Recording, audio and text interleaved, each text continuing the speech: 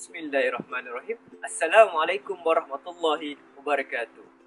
Saya dah dapat soalan. Macam mana bila kita nak cakapkan satu point, bila kita nak sampaikan satu hujah, supaya kita kekal pada hujah kita dan orang tak faham lain? Saya dapat soalan tu.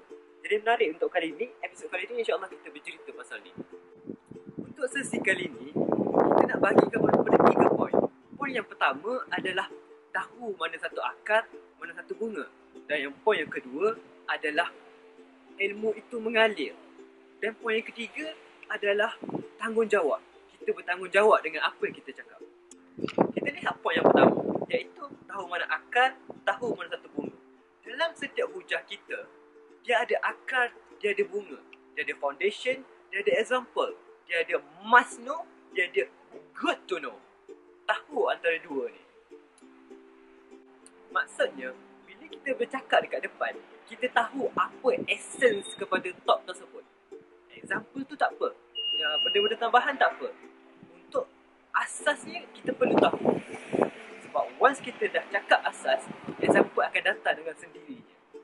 Kesimpulannya, tahu mana satu akar, tahu mana satu bunga. Supaya orang faham akar dulu, bunga tu datang kemudian.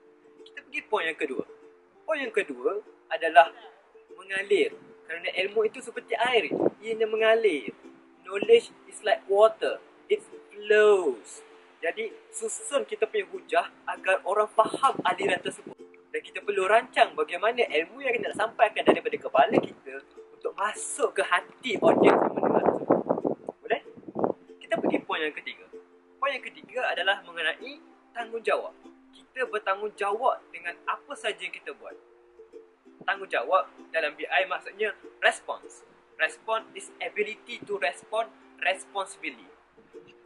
Kemampuan untuk kita respon. Respon dengan penuh tanggungjawab. Maksudnya, kalau saya bagi contoh apa saja yang kita cakap kita bertanggungjawab. Katakan saya ada seorang kawan nama Safwan dan saya ada kawan nama Amalina. Safwan ni, kalau saya cakap perkara yang buruk kepada Safwan, membuatkan dia marah, tidak menjadikan dia tu orang yang panas barat. Same goes to Amalina. Kalau saya cakap pada Amalina benda-benda yang memusik hatinya, benda yang menguris perasaannya, bukan sebab dia lembut hati, dia menangis bukan sebab dia lembut hati, tapi sebab apa yang saya cakap. Seperti mana juga Safwan, dia marah bukan sebab panas barat. Dia juga Amalina, dia menangis bukan sebab dia hati lembut. Kita kena faham bahawa kita bertanggungjawab atas apa saja yang kita buat, apa saja yang kita cakap. Pentingnya untuk kita mengambil tanggungjawab supaya kita lebih menjaga kata-kata kita. Kita tidak cakap lebih-lebih dan kita tidak cakap benda yang buruk. Kita nak cakap benda-benda yang baik. Kita nak cakap benda-benda yang bermanfaat. Itu pentingnya dalam menjaga kata-kata dan mengambil tanggungjawab ke atas apa yang kita kata. Sebagai penutup, kita kena faham bahawa apa saja yang kita buat, apa saja yang kita cakap, apa saja yang kita sampaikan, itu daripada kita. Namun resultnya, keputusannya macam mana, dia faham atau tak, dia dapat tangkap atau tak, poin kita sampai atau tak, itu semua kerja Allah. Sama ada yang menyentuh hati atau tak, itu semua kerja Tuhan. Jadi kita buat apa saja pilihan kita ada sekarang, kita ambil tanggungjawab apa yang berada dalam pihak kita sekarang dan kita serahkan semuanya kepada Allah. Jadi insyaAllah itu sahaja untuk kali ini. Terima kasih kerana menonton dan jangan lupa like, komen dan share. Kalau ada apa-apa cadangan tajuk nak bagi, komen dekat bawah.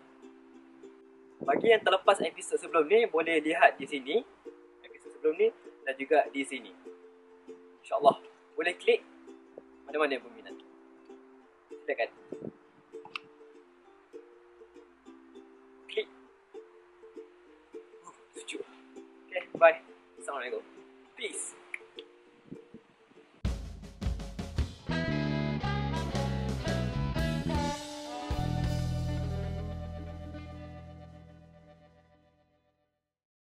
Untuk slot kali ini, kita nak bahagikan kepada 3 poin. Poin yang pertama adalah